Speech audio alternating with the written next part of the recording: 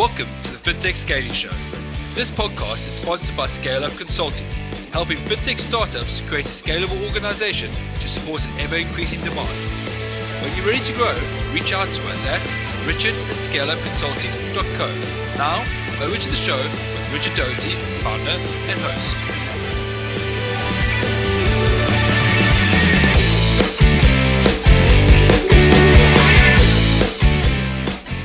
Hey, what's up, everyone, and welcome back to another episode of the Fintech Scaling Show, where we talk to founders, executives, evangelists, and we get their insights as to what it takes to not only scale up their company, but also in the process scale up themselves, which is an important part of the journey.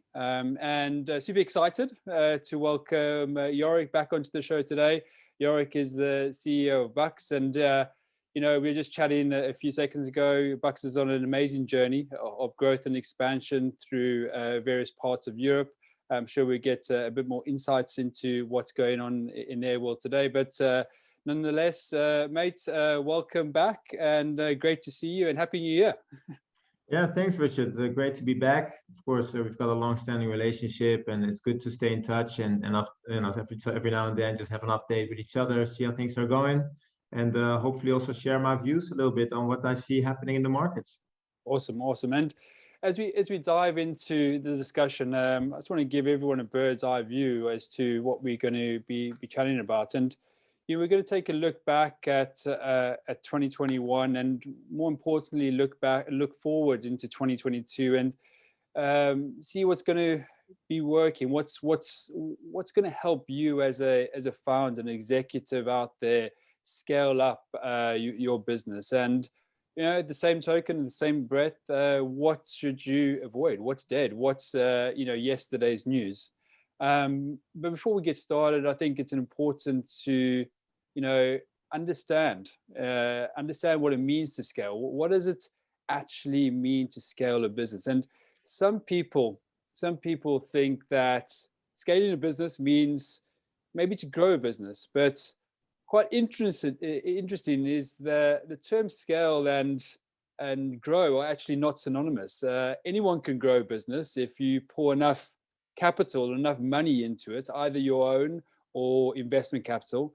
But to create an efficient and profitable business that will not only survive but thrive now in this new world, this new economy, and into the future, I feel that scaling means to expand efficiently while you're achieving those healthy profits. So scaling is about efficiency, growth, and profits. And I'd like to bring you into the conversation now, Yorick. I said profits at the end there, and in terms of profits, I'm not just talking about money in the bank accounts, because we can look at profits in that fashion. I'm talking about what are these profits that you can unlock in your business that allows you to expand maybe quicker, maybe sort stuff out more efficiently than others. And I'd like to get your insights on this. I mean, what are you doing, or what have you done? Well, actually, what are you doing in 2022 to sort of expand those profit zones in your business that allows you to sort of get towards where you're going, right? Yeah, no, these are very good points, Richard. And let me at least explain how I look at this, because there's a specific view that I have on this. In the end, if you look at us as a firm, but basically for any firm that is growing quite quickly and needs to scale, in the end, it all comes down to the people, right? It's the people that drive the company forward. It's the people that create the value for the company. And it's the people that also make sure that you are able to scale further and further. And in the end, that's where the challenge also lies when you scale up. And indeed, that also creates already that difference between growth and scaling up. Because with growth, I can pour indeed a lot of marketing money in the company, and we will grow with regards to number of clients. But that doesn't mean that we will grow sustainably, right? So in order to do that, you need to make sure that you unlock the talents that you have in-house from your people. And that's actually a lot more difficult than people think because you are scaling. In the beginning, when you just start up, right, then you have a very limited number of people. You're probably all in the same, area. You can see each other and you can, communicate very well with each other. But the moment you're plus 100 FTE, for example, then all of a sudden it becomes a lot more difficult. And then you have different hierarchical orders. The company becomes layered a little bit more. And you kind of have to, right, to also professionalize. But then unlocking those talents from people becomes a lot harder because you also, the visibility that you have towards those people becomes less and less. Yeah. So that's, I think, one of the biggest challenges that any scale up is facing. And especially if I talk for myself in 2022, this is where we pour in a lot of effort and time to really unlock indeed those profits you just mentioned. And let's stay on there for a second. And I'm with you. People are going to drive your ship forward, right? But we can say we need to unlock it, and I get it. I get the statement. I get the challenge. But what are we doing? What are you doing to unlock it? Are there certain programs set up? Is there mentoring? What exactly are you doing?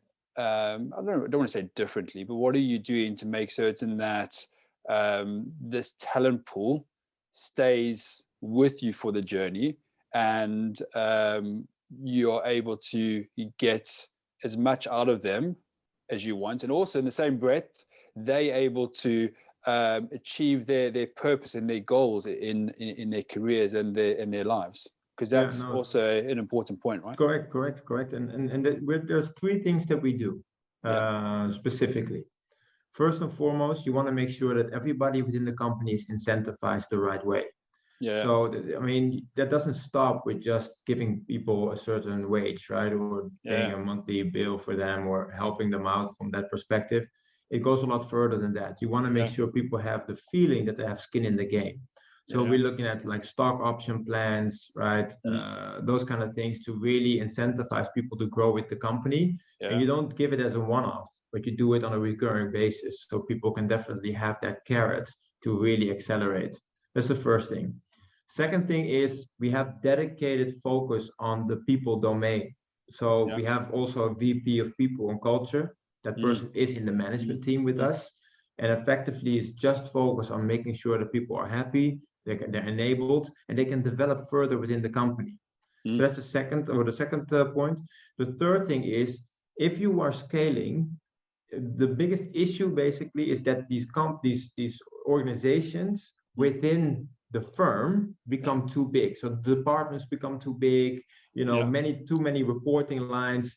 And then people lose focus. So what we're really trying to do, and that's, I think, very critical for any scale up, is to create smaller groups of people that have dedicated focus within the company. So think about chopping up the company in pieces and have a dedicated team focused on just one part of the company only with a multidisciplinary team. Now, that also enables people to have the feeling as if they're running their own company within the company. And that is the third thing we're trying to do to really enable the talents further. And it also helps because the manager, the people that oversees that group of people effectively, still has very short reporting lines and very much dedicated view on how people are performing and how they can be enabled with regards to their growth. I like that because you mentioned, the top of your answer, you mentioned skin in the game, and at the back you mentioned accountability and giving your team and team members the ammunition to actually drive forward and take ownership of whatever it is they need to take ownership of, right? And how does that play out in day-to-day scenarios? What are you seeing work right as opposed to maybe in larger corporations that are slightly more bureaucratic, more hierarchical, work differently? Yeah, so I mean, I come from a very large corporate, Yeah, yeah. actually. It's I more know. than That's why eight. I answered the question. Yeah, that's a good question. So, I mean, more than it's more than 8 years ago now, but I Yeah. very well remember my past, obviously. But look, in the end, what you have inside a more corporate organization is that there are a lot of layers, right? Yeah, yeah. And those layers are creating also some kind of politics. Yeah. And that's the last thing that you want to have within your company. And it's a big pitfall. Yeah. I think in the very early stages, you need to be aware of that and Mm, really make sure that that doesn't play a role. mm, And there are very small aspects that can already make you fall into that pitfall that mm, sometimes you don't even recognize, right? A mm, person just asking for a salary raise, for mm, example, and you give it to them. mm, It's actually a very small pitfall because people do that all the mm, time, mm. especially if their performance is okay. Yeah. But if you break the normal cycle on how Yeah. to do performance reviews and stuff Mm, like that, and you give somebody incidentally a salary increase, for example, then yeah. other people are going to expect it as well. And then you're Yeah. starting to get politics, everybody's going to ask for it, and that's the last thing you want to have. So Yeah. the most important thing that I've learned actually from the more corporate environment is Yeah. that you need to have a certain structure in place and you Yeah. need to be very consistent with that structure. Mm, But that structure needs to fit, of course, the scale up company a lot better.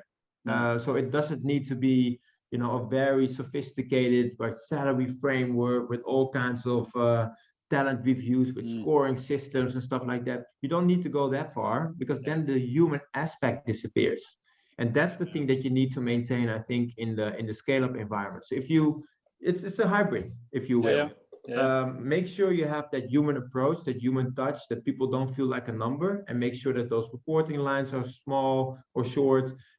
Make sure there's active collaboration with all those people, Mm. and at the same time have structure and consistency to make sure that you avoid any politics. And if you do that the right way, I think you can scale up quite nicely.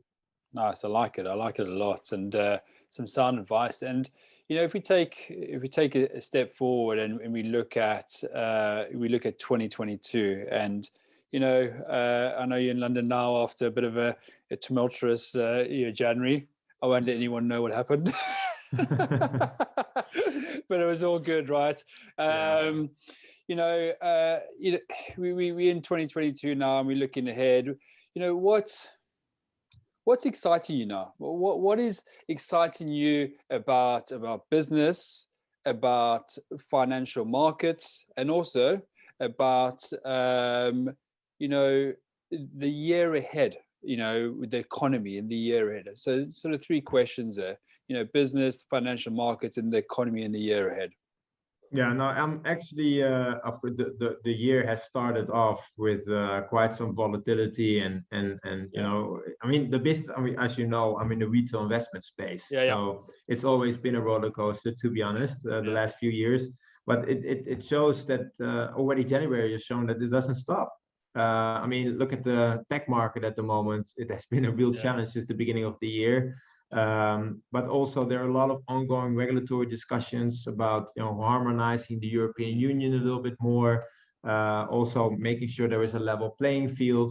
And at the same time, we're discussing as of a few weeks ago already potential interest rates hikes. So if you all take that into consideration, that all translates to the business. I know you mentioned there are three different questions, but for yeah, me, yeah, as yeah, a retail investment firm, they're all interrelated. The yeah, economy, the markets are completely linked to the business. yeah, yeah, So if you see what's happening now, there's a lot of volatility in the financial yeah, markets, and there's also a little more uncertainty, at least in comparison to 2021, and therefore that translates back to a very exciting business opportunity for us on the one hand.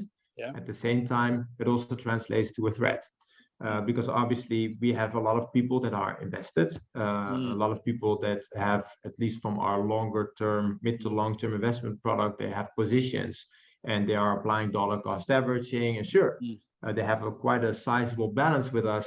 If markets go down and mm, they're heavily invested in the tech sector, that yeah, hurts them, right? And yeah, we try to make sure always that our interests are as much aligned as possible with our customers. mm, So anything that's happening in the financial markets is well also impacting us as a firm.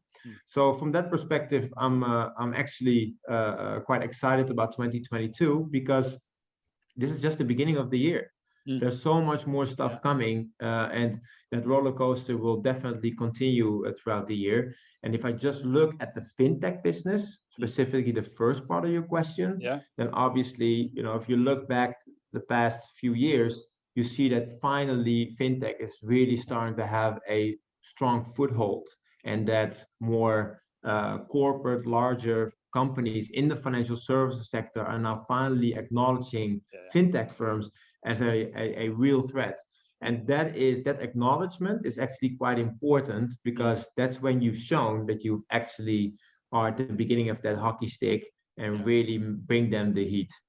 And it's interesting because today I saw today one of my podcast guests, ex-podcast guests, posted online that UBS has just acquired a wealth management robo company for like 1.4 billion, right? Yeah, Wealthfront in the US. Yeah, Correct. there we go. Right. So this is it, right? It is interesting that the larger institutions seems to be taking notice and now looking out into the fintech space and the acquisitions. I mean, this is one example. I could rattle off a few more. The acquisitions seem to be maybe at the forefront of the larger institutions' minds. Is that a correct statement? Is that what you've seen? Is this I think so. Look, consolidation always happens. We saw it in Europe as well. I mean, yes, JP Morgan also acquired Nutmeg, obviously, already before. So there's quite some stuff happening in the space. And there are two things happening I see at the moment. You have the larger wealth management firms or investment firms that are acquiring more of the challengers, let's say. We've got Aberdeen, for example, also doing a large acquisition. Obviously, this has been in the UK, you know, with their acquisition of the investment firm. And in the end, there are more from that where that came from, I think. At the same time, there's also consolidation happening within the more smaller traditional brokerage firms, right? You have Saxo buying Bing Bank, you've got Flatex buying the Giro in Europe. So there's a lot of stuff happening from that perspective, and I think that's only going to continue in 2022, especially if valuations are changing quite rapidly, which is currently the case in the fintech space, right? And look, if you allow, for example, look at Robinhood. I mean, they've IPO'd. The price is now, I think, a fourth of the peak that they had before, and that automatically makes them an interesting acquisition target. But potential other firms are also more interested potentially to be acquired by them because the price is so low, and therefore we all believe there's a lot of potential.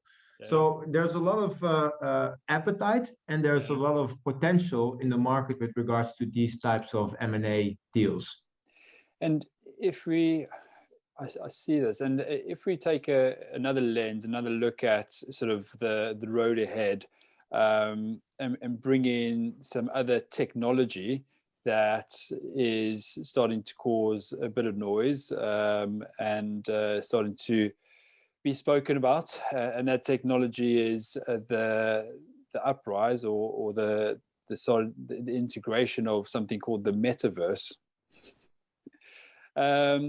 And I say this because, you know, you and I were chatting earlier on, and we said, you know, it is going to be good to actually start getting out there at a point in time in the UK, and most probably all around the world as 2022 moves on, and getting out there and having coffees, meeting people face to face, because, you know, we feel that, you know, it's a people's business, right? Business is, you know, about people. We want to go out there and meet people. But now there's this new tech coming out, which is called the metaverse.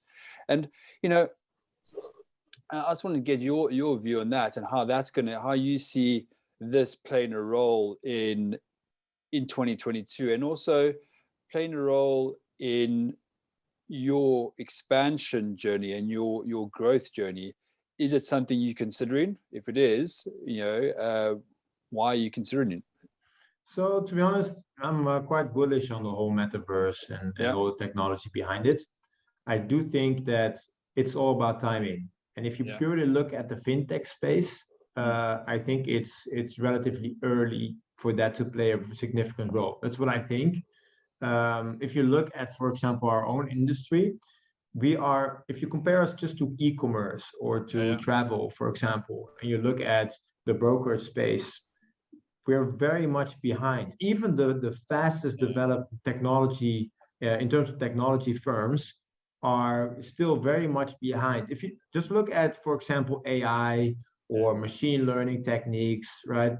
At some point, we as a neo broker, and I strongly believe in that, should move in that direction, right? So you have the first step already. Well, looking at DeFi, like I said, we of course launched our own token. We've got cryptocurrencies already as an offering, and we're looking really into that innovation space.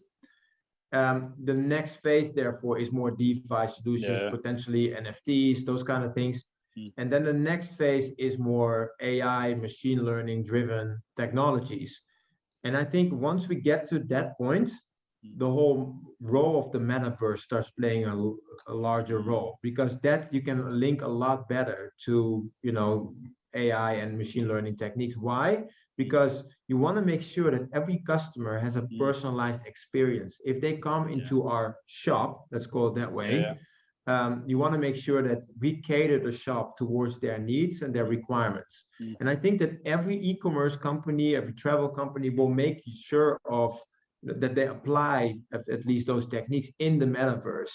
And I don't think that the brokerage industry is that far already. So therefore, I think for 2022 specifically, I think it's early, and that there are not going to be a lot, the metaverse is not going to play a significant role.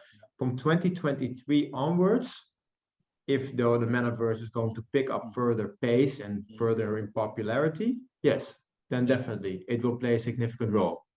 You mentioned the stack and making certain that the end consumer feels that they are getting a lot out of the service or the application that they're using, right? And it's interesting because, you know, we live in this world where we want, in this instance, we want information at our fingertips. We also want to feel, in a way, I don't want to say it in inverted commas, loved, right? We want to feel that we get in as much out of something that we spend in time on as we can. And I think in my head, it's making certain that as business owners, we are being connected with our public, right? Because it seems like with the advent of, we just spoke about the metaverse, and we see, and we on social all the time, and you know, there's a lot of stuff going on.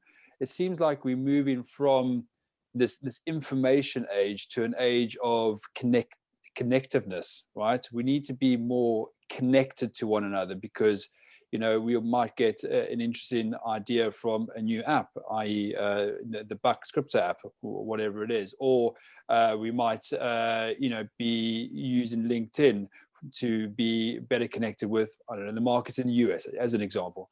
So yeah, I mean, is that connectiveness part of what you guys are thinking about when you are, you know, starting to move towards your 2022 goals, both, you know, from an internal point of view, and also, you know, external point of view from a customer point of view?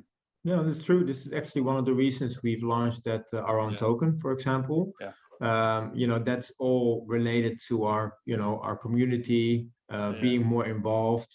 I think the most important thing here is that, you know, you need to make sure that you have a more human experience. At least, I mean, in this day and age, Richard, this is more important than ever. And so how do you do that? How do you do that with tech, right? How do you have a more human experience?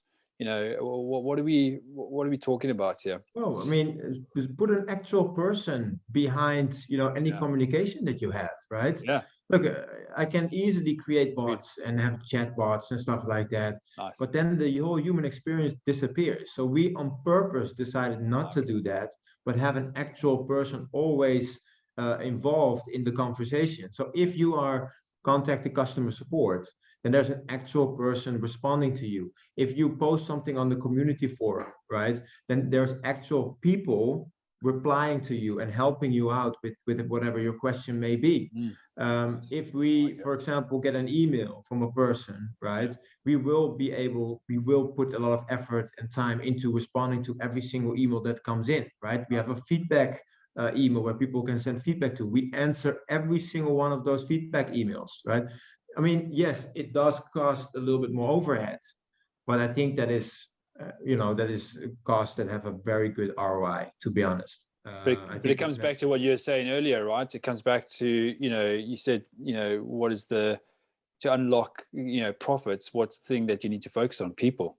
And people, not just, internally, or not just from a sales perspective or marketing perspective, but it's also from a support perspective and also the public, right? We have to. We're a B2C company, right? So in the end, our customers is what driving the value of our firm. So you need to make sure that customer experience is top notch. And look, in the end, I do believe, and that's maybe my own thinking, and maybe I'm very personal on this, but if you have people that are happy working for you, that automatically translates also towards them helping out the people that use the platform. It comes back from every angle. And the only way to properly do that is to make sure that you invest in your internal people, and that they can eventually translate to the clients, and make sure that those communication lines are all there and that we're very open and transparent as much as we can. It's not that I have the holy grail, obviously, because it's the total package, right? It's making sure those communication lines are there, making sure that you invest in your people, making sure that you always have a human experience as a response. You're also proactive on social media and can make sure that people can respond to you as well. You do a proper reach out, you do research, you have focus group, you invite people over for meetups. All these factors play a role in creating a successful company in the end. I like it. I like it a lot, and it reminds me of another Dutch company and guest that I've had on the show a couple of times. You might know him, Tom van der Lubbe from Vigie, and he is interesting. We were talking about the whole people, I guess, scaling up part of his business. And he said to me, this was last year, November or December, and he said to me, you know what, Richard, I've been doing this for, a number of years, and I've now come down to one question that we're asking ourselves and our people internally. And that one question is this: what will it take you as team members, people, employees, what will it take for you to stay here for the rest of your lives? And I thought that was crazy, right? I thought, crazy, but just so good. It's just like the best question ever. Why? Because there's all this noise about talent and other things in the market, but these Tom and his team are looking at it totally differently. They're looking at the person in the position that they can work with to get towards their life and career dreams. And then there's a knock-on effect, just as you say, there's a knock-on effect to the business, to the customers, to every single interaction, every single part of the ecosystem that they play in, right? And and that's a hidden secret that once unlocked, as you say, it gives everyone something, right? Yeah, I agree. Well, Tom's a genius. That's all I can say. Yeah, he's great. He's Dutch. He has to be. Yeah, there's lots of geniuses out there. But listen, as you wrap up this section, we've spoken a lot about 2022. But what other opportunities can you see out there that leaders need to look for as they head into 2022? What hidden opportunities are out there that you can see are up for the picking and are relevant to help people and executives and founders scale up their businesses? Yeah, I think there is a big opportunity in changing the way people manage firms. There is a big change happening. And I think, if you look at, of course, D&I, of course, is a big discussion point already for quite a while. But I think that at the moment we're finally reaching that point where these type of things just play a larger role. Yeah. And I think the way people manage their companies from a very top-down approach just doesn't work anymore. Because especially in the tech scene, the role of engineers, developers becomes so predominant, and you need to take these guys. These guys are extremely smart and also understand. They're often also users of the product, and they understand very well what the larger customer base also wants and needs, and they're more eyes on the ground than they ever were before.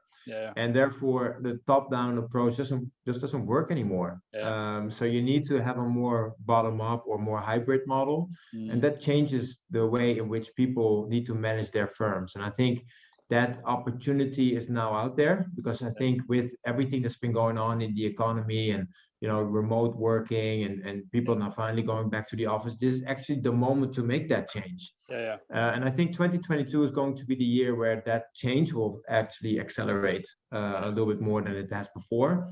So that's one thing. The second thing is that finally people understand the role of being connected to each other, the role that the network plays.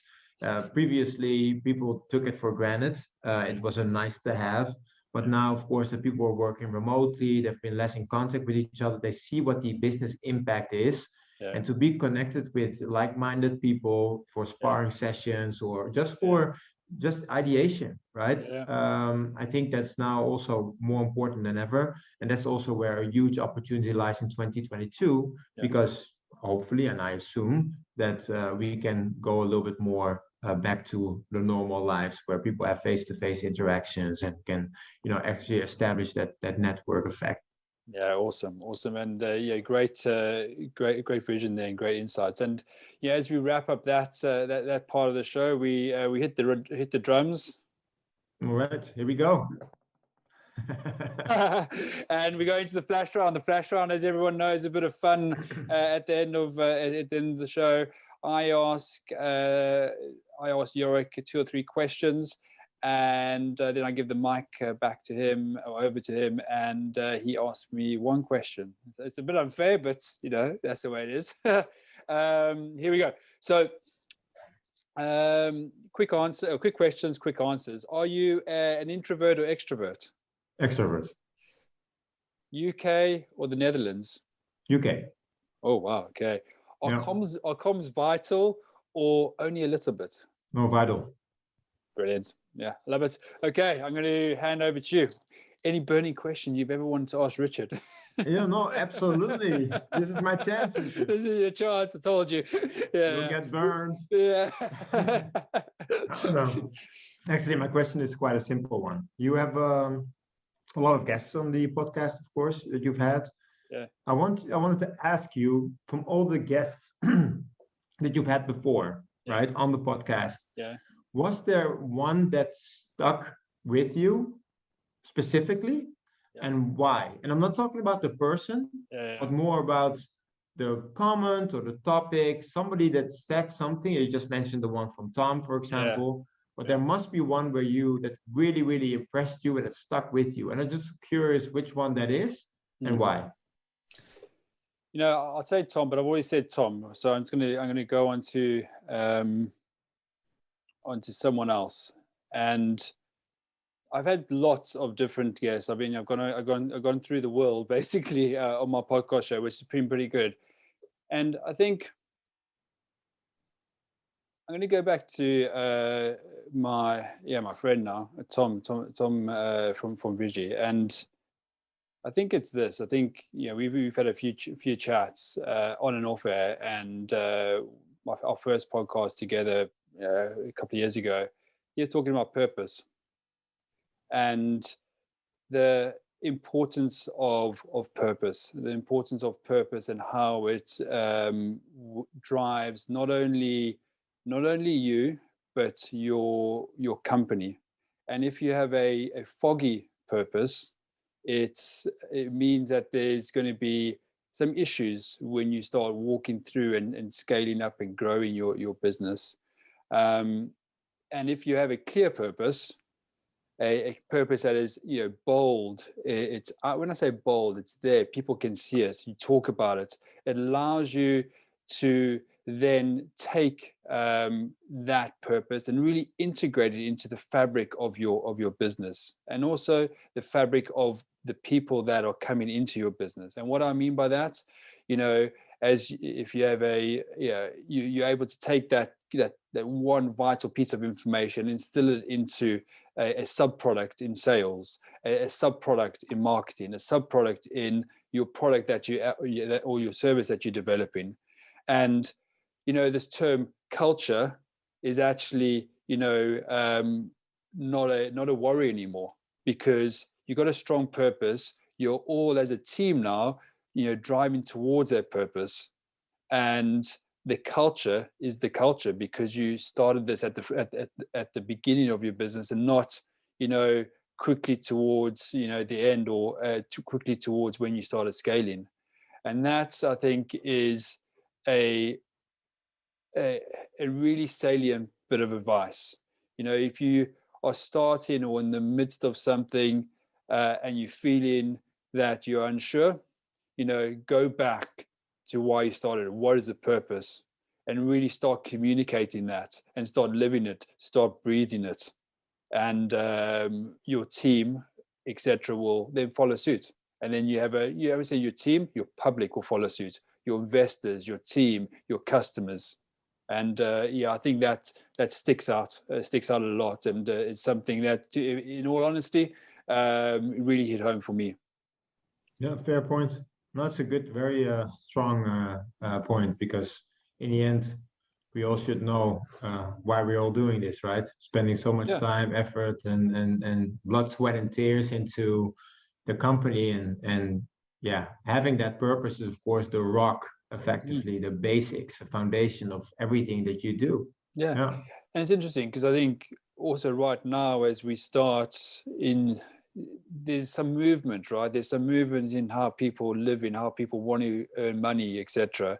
And what I'll say to those people, even if you're not really a founder, or you are, even if you're an employee or a team member or a manager, you should also have a purpose. Why not? You should have a purpose, and the purpose should match the purpose of the company that you're working for. And then you're going to start, fulfilling whatever it is you want to fulfill in life. And I think a stronger purpose, a stronger self-purpose is so important, because, as you say, we said it's about people at the start of this. It is about people. If everyone, has a purpose, and we all aiming towards a certain goal, things actually become quite wild and quite fun, right? And why not? That's what we're here to do, right? Yeah. No, exactly. Good stuff, man.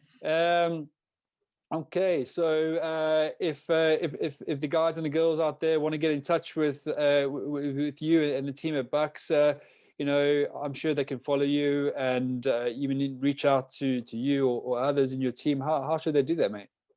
Well, I mean, I'm not difficult to find, to be honest. So, I mean, he lives in North London. There we go. Just stroll around Islington, you'll find me. No, I mean, it's not that difficult. Like, I'm on LinkedIn, you can find me and just connect. I'm quite open to any new connections there. Obviously, you can visit our website, box.com, and find any information that you need. And also from that website, you can reach out. You can download the app. And also, even if you chat with customer support and you want to get in touch with me, they will contact me as well on your behalf. So, I mean, in the end, it's not difficult. We're very transparent, open. So you'll find your way for sure. Oh, brilliant. And, if you want to get in touch with Yorick, do that. And as we wrap up the show, what I'd like to leave you with is, remember, I've got a book coming out. It's coming out in the next week or so. If you want to be on the distribution list for that, send me an email to richard@scaleupconsulting.co, and I'll get you on the distribution list. It's going to be a free book for a certain period of time until it goes for sale online. So drop me a note and be part of that distribution list, and would look forward to getting out to you. And Listen, mate, again, awesome to have you on the show. Really enjoyed the conversation and the discussion. And as always, good luck for 2022, and looking forward to it, right? Thanks, Richard. I can't wait to read the book, man. I'm really, really excited about it. Awesome, man. Awesome. Okay, cheers, buddy.